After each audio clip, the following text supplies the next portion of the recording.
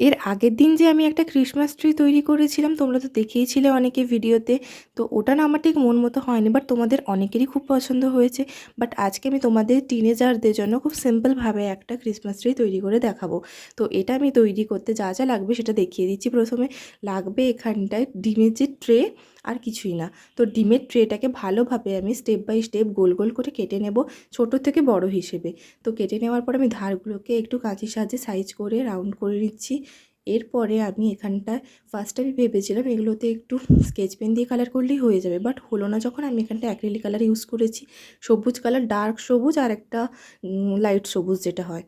তো dark green আর light গ্রিনটা আমার অ্যাপ্লাই করা হয়ে যাওয়ার পর হালকা একটু ড্রাই করে নিয়ে তারপরে আমি, এটা যেহেতু ক্রিসমাস ট্রি তো এখানে তো স্নোফল হবেই, তো স্নোফল দেওয়ার জন্য আমি এখানটা একটা ব্রাশ ইউজ করলে খুব ভালো হতো, বাট আমি ব্রাশটা সেই সময় অ্যাভেলেবেল ছিল না বলে আমি তুলির সাহায্যে সাদা রঙকে হালকা উপর দিয়ে ছিটিয়ে দিয়েছি।